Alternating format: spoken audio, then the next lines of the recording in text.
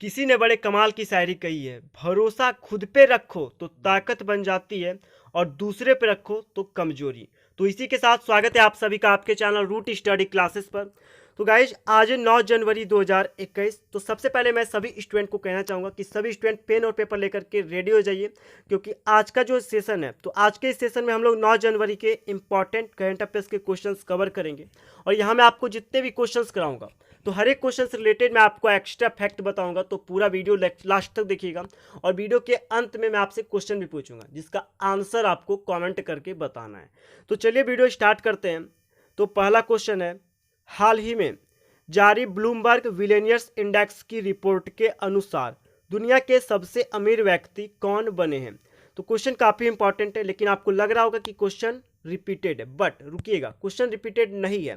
मैं आपको बता दूं कि आज से कुछ दिन पहले, महज 7 से 8 दिन पहले जो है ब्लूमबर्ग बिलियनियर इंडेक्स पब्लिश किया गया था। तो आज से कुछ दिन पहले जो ब्लूमबर्ग बिलियनियर इंडेक्स पब्लिश हुआ था, तो उस इंडेक्स के अकॉर्डिंग जो हम बात करें तो जेफ बेजोस पूरे वर्ल्ड के, पूरे दुनिया के सबसे अमीर व्यक्ति बने थे, नंबर 1 पर थे। लेकिन कल के डेट में जो है फिर से ब्लूमबर्ग बिलियनियर इंडेक्स पब्लिश हुआ है। तो इस इंडेक्स के अकॉर्डिंग अगर हम बात करें तो जेफ बेजोस नहीं बल्कि एलोन मस्क पूरे वर्ल्ड के सबसे अमीर व्यक्ति बन गए हैं, नंबर 1 पर हैं। एलोन मस्क ने जेफ बेजोस को पछाड़कर नंबर 1 हासिल कर लिया है।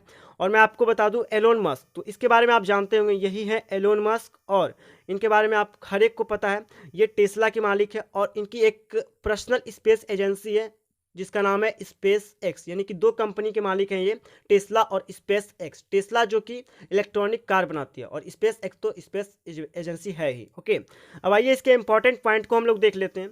तो देखिए पहला पॉइंट क्या है, अमेजॉन के मालिक जेफ बेजोस। अमेजॉन के मालिक थे जेफ बेजोस, जो कि आज से कुछ दिन वाला जो इंडेक्स पब्लिश हुआ था तो उसमें पहले अमीर व्यक्ति थे। लेकिन इनको पछाड़कर एलोन मस्क नंबर 1 पर आ गए हैं। एलोन मस्क का नेटवर्थ, यानी कि एलोन मस्क के अगर कुल संपत्ति की बात की जाए तो एलोन मस्क की कुल संपत्ति 188.5 अरब डॉलर से अधिक हो गई है। और जबकि जेफ बेजोस की अगर संपत्ति की बात करें, नेटवर्थ की बात करें, तो इनकी अभी कुल संपत्ति कितनी है, तो 187 अरब डॉलर। अगले क्वेश्चन की ओर बढ़ते हैं। तो अगला क्वेश्चन है, हाल ही में कौन सा देश यूएनएससी की 3 प्रमुख समितियों की अध्यक्षता करेगा। तो देखिए यूएनएससी की 3 प्रमुख समितियों की अध्यक्षता करेगा अपना देश भारत। तो सबसे पहले मैं आपको यहाँ पे बता दूँ, ये जो यूएनएससी है तो इसके बारे में पहले आप जान लीजिए। इसका फुल फॉर्म होता है यूनाइटेड नेशन सिक्योरिटी काउंसिल। क्या होता है, तो यूनाइटेड नेशन सिक्योरिटी काउंसिल। और यूएनएससी की 3 प्रमुख समितियों की अध्यक्षता करने जा रहा है अपना भारत, करेगा। ओके, अब इन 3 समितियों के बारे में आप जान लीजिए। तो देखिए ये जो यूएनएससी की 3 समितियां हैं जिसकी अध्यक्षता भारत करेगा, तो पहली समिति है तालिबान प्रतिबंध समिति, दूसरा है लीबिया प्रतिबंध समिति और तीसरा है आतंकवाद रोधी समिति। तो ये 3 समिति किसकी समिति है, तो यूएन यानी कि यूनाइटेड नेशन सिक्योरिटी काउंसिल, इसको हिंदी में बोलते हैं संयुक्त राष्ट्र सुरक्षा परिषद। तो इसकी ये 3 समिति है जिसकी अध्यक्षता अपना कंट्री भारत करेगा। नेक्स्ट क्वेश्चन की ओर बढ़ते। तो नेक्स्ट क्वेश्चन है, हाल ही में हिमा कोहली किस राज्य में चीफ जस्टिस के रूप में शपथ ली है। तो हिमा कोहली एक जज है और हिमा कोहली ने अभी तेलंगाना के चीफ जस्टिस के रूप में शपथ ली है। किस राज्य के चीफ जस्टिस के रूप में, तो तेलंगाना वो स्टेट है जहाँ के चीफ जस्टिस के रूप में हिमा कोहली ने शपथ ले लिया है, ग्रहण किया है। और यहाँ पे आप देख सकते हैं, ये जो आप फोटो देख रहे हैं तो यही है हिमा कोहली और तेलंगाना की चीफ जस्टिस के रूप में इन्होंने शपथ लिया है।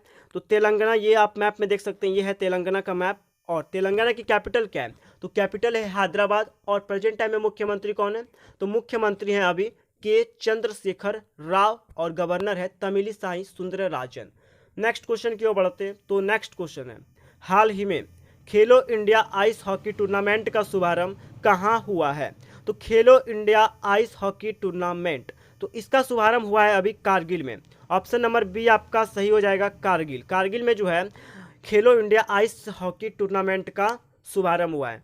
अब देखिए कारगिल में शुभारंभ हुआ है, तो देखिए जैसे ही जुबान पे कारगिल की बात आए तो कारगिल से रिलेटेड बहुत सारे इंपॉर्टेंट पॉइंट बनते हैं। तो आइए उन इंपॉर्टेंट पॉइंट को हम लोग पहले डिस्कस करते हैं।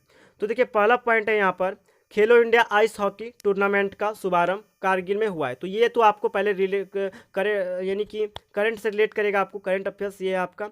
और अब पॉइंट देख लेते हैं कारगिल से रिलेटेड इंपॉर्टेंट पॉइंट। तो पहला पॉइंट है कारगिल लद्दाख केंद्र शासित प्रदेश, यानी कि लद्दाख जो यूनियन टेरिटरी है, तो लद्दाख के एरिया में आता है ये कारगिल का क्षेत्र। ओके, और आपको पता होगा कि 1999 यानी कि 1999 में जो है कारगिल वो एरिया है, कारगिल एक जिला है और कारगिल क्षेत्र है। तो कारगिल क्षेत्र में ही जो है भारतीय सेना और पाकिस्तान की सेना के बीच बैटल हुआ था। बैटल कहने का मतलब है युद्ध हुआ था, ठीक है ना।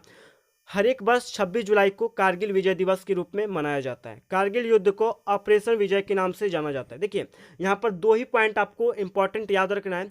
पहला पॉइंट ये कि हर एक साल किस डे को, किस तिथि को कारगिल विजय दिवस मनाया जाता है। तो कारगिल विजय दिवस ये आपसे एग्जाम में पूछता है, तो इसको आप कवर कीजिएगा। तो हर एक साल 26 जुलाई को जो है कारगिल विजय दिवस सेलिब्रेट किया जाता है। और कारगिल युद्ध को दूसरे नाम से जाना जाता है, जिसका क्या नाम है, तो ऑपरेशन विजय। तो ये दोनों नाम आप याद रखिएगा।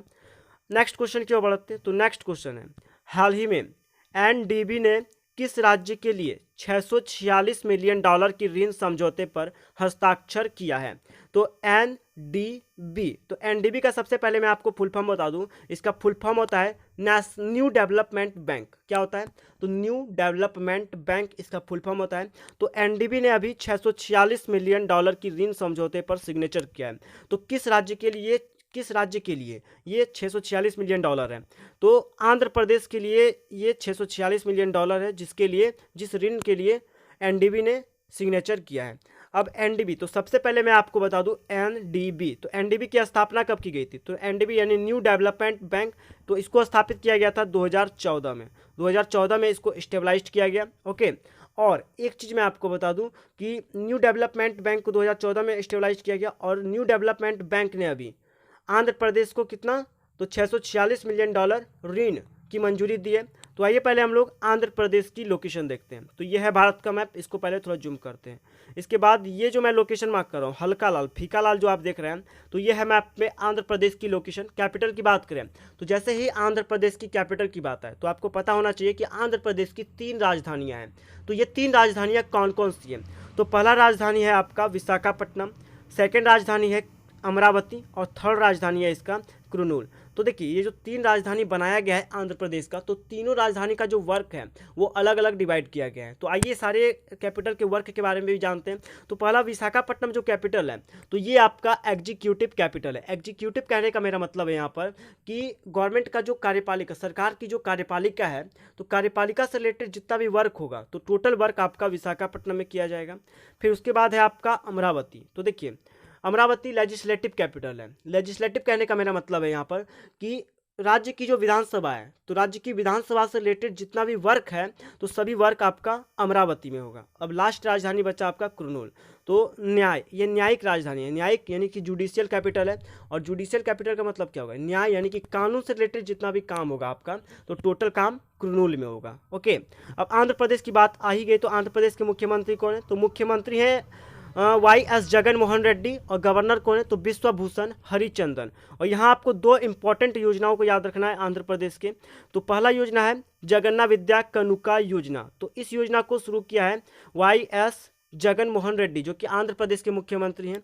और सेकंड योजना है आपका जगन्नाथ थोड़ू योजना। तो देखिए ये जो जगन्नाथ थोड़ू योजना है, इसमें क्या होगा कि रोड किनारे जो छोटे मोटे दुकान लगाते हैं रेहड़ी पटरी पर, तो उन छोटे मोटे दुकानदारों को 10,000 रुपये तक का जो है लोन प्रोवाइड किया जाएगा इस योजना के तहत। और ये जो लोन दिया जाएगा उन लोगों को, तो इस लोन अमाउंट पर उनसे कोई भी किसी भी प्रकार का इंटरेस्ट नहीं लिया जाएगा। यानी कि एक तरह से कहें तो ये जो अमाउंट है तो इंटरेस्ट फ्री होगा। नेक्स्ट क्वेश्चन की ओर बढ़ते हैं। तो नेक्स्ट क्वेश्चन है, हाल ही में पुरुषों के टेस्ट मैच में अंपायर बनने वाली बोलिए या अंपायरिंग करने वाली बोलिए। तो पुरुषों के टेस्ट मैच में अंपायर बनने वाली या अंपायरिंग करने वाली पहली महिला कौन बनी है। तो पुरुषों के टेस्ट मैच में अंपायरिंग करने वाली पहली महिला बन गई है क्लेयर पोलोसाक। क्लेयर पोलोसाक ये ऑस्ट्रेलिया की रहने वाली है, ऑस्ट्रेलिया की ये क्रिकेटर है, और ये पहली महिला बन गई है, और इन्होंने ये काम करके इतिहास रच दिया है। पुरुषों के टेस्ट मैच में अभी तक किसी महिला ने अंपायरिंग नहीं किया था, लेकिन अभी जो है क्लेयर पोलोसाक ने ये काम करके पूरे वर्ल्ड में जो है इतिहास रच दिया है। ओके, अब ऑस्ट्रेलियन क्रिकेटर है ये, तो आइए पहले हम लोग मैप में ऑस्ट्रेलिया की लोकेशन देख लेते हैं। तो इसको थोड़ा जूम करते हैं, और यहाँ जो ये आप लोकेशन देख रहे हैं ये है वर्ल्ड मैप, और ये रेड वाला लोकेशन ऑस्ट्रेलिया का है। कैपिटल क्या है, तो कैनबरा, और वहाँ की करेंसी क्या है, तो वहाँ की करेंसी है ऑस्ट्रेलियन डॉलर। नेक्स्ट क्वेश्चन की ओर बढ़ते हैं। तो नेक्स्ट क्वेश्चन क्या है, हाल ही में एशिया प्रांत में गूगल क्लाउड का नया प्रमुख किसे अपॉइंट किया गया है। तो देखिए, एशिया प्रांत में जो है गूगल क्लाउड का जो है नया प्रमुख अपॉइंट किया गया है। तो किसको अपॉइंट किया गया है, तो अपॉइंट किया गया है करण बाजवा। ये भारत के रहने वाले हैं करण बाजवा, और करण बाजवा को जो है एशिया प्रांत में गूगल क्लाउड का नया प्रमुख जो है अपॉइंट किया गया है। अच्छा, अभी बने हैं करण बाजवा। तो करण बाजवा से जो पहले इस पोस्ट पर कार्य कर रहे थे, तो उनका नाम क्या है, तो उनका नाम भी आपको याद रहना चाहिए, रिंक हर्षमैन। कौन, तो रिंक हर्षमैन करण बाजवा से पहले इस पोस्ट पर कार्यरत थे। और करण बाजवा गूगल क्लाउड के अभी नए प्रमुख बने, तो ये आप देख सकते हैं, यही है करण बाजवा। ओके, जो कि एशिया प्रांत में गूगल क्लाउड के अभी नए प्रमुख अपॉइंट हुए हैं।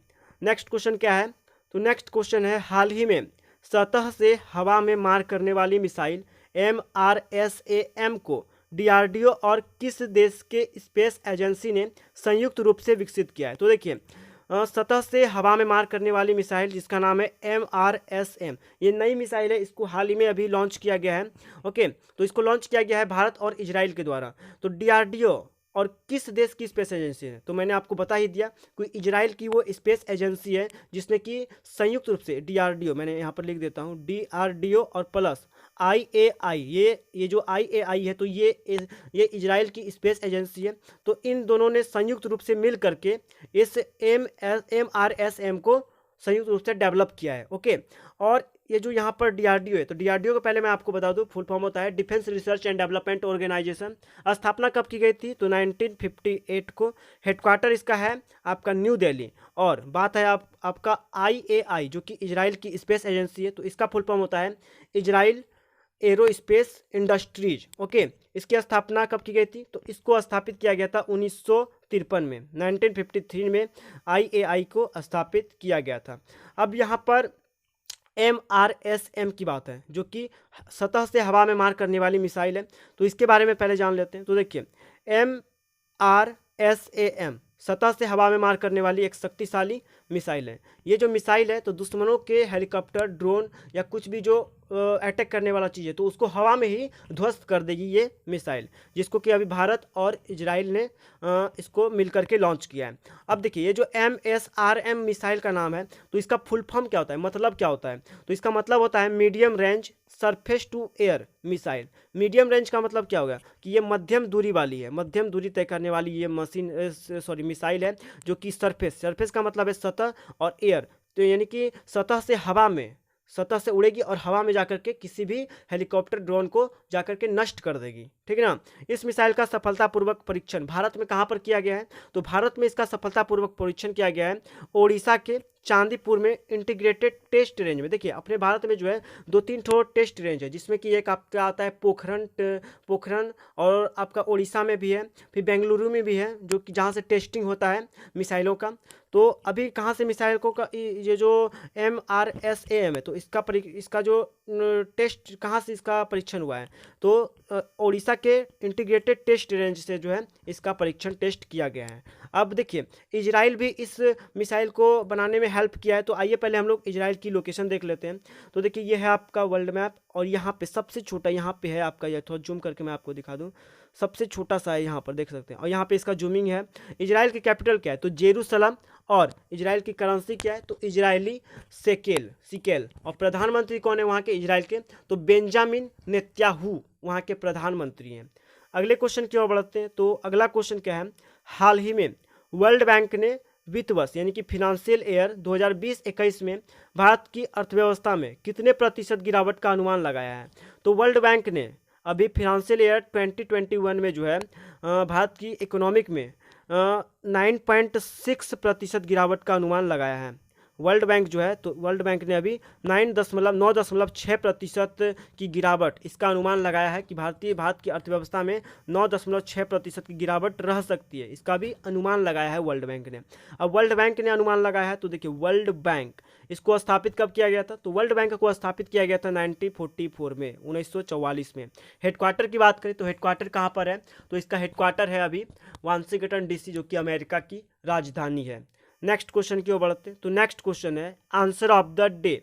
तो देखिए ये जो क्वेश्चन है कल मैंने आपसे पूछा था, तो इसका आंसर आपको कमेंट करके बताना था। तो क्वेश्चन है आप सभी के लिए, हाल ही में all India chess federation, short में इसको कह सकते हैं AICF, तो AICF यहाँ पर हो गया ऑल इंडिया चेस फेडरेशन। तो इसके अध्यक्ष, नए अध्यक्ष कौन अपॉइंट हुए हैं, तो ऑल इंडिया चेस फेडरेशन के अभी नए अध्यक्ष अपॉइंट हुए हैं संजय कपूर। कौन, तो संजय कपूर अभी जो है ऑल इंडिया चेस फेडरेशन के नए अध्यक्ष अपॉइंट हुए हैं। ओके, नेक्स्ट क्वेश्चन की ओर बढ़ते हैं। तो नेक्स्ट क्वेश्चन है क्वेश्चन ऑफ द डे। तो ये जो क्वेश्चन है इसका आंसर आपको कमेंट करके बताना है क्या होगा। क्वेश्चन है आप सभी के लिए, हाल ही में अरूप कुमार गोस्वामी किस राज्य के हाई कोर्ट के मुख्य न्यायाधीश बने हैं। तो काफ़ी इंपॉर्टेंट क्वेश्चन है, तो इसका आंसर जो है आपको कमेंट में बताना है। ऑप्शन दिया हुआ है आपको, तेलंगाना, छत्तीसगढ़, आंध्र प्रदेश, महाराष्ट्र। तो कौन सा आंसर यहाँ पर सही होगा, इसका आंसर आप कमेंट करके बताइए कौन सा आंसर सही हुआ होगा। अरूप कुमार गोस्वामी को किस राज्य में हाईकोर्ट का मुख्य न्यायाधीश बनाया गया है, तो कमेंट करके आंसर जरूर लिखिएगा। आई होप कि आपको वीडियो पसंद आया हो। तो वीडियो अगर पसंद आया तो वीडियो को लाइक कीजिए दबा करके, और शेयर करना मत भूलिएगा। तो चलिए आज के लिए इतना ही, मिलते हैं नेक्स्ट वीडियो में, तब तक के लिए जय हिंद जय भारत।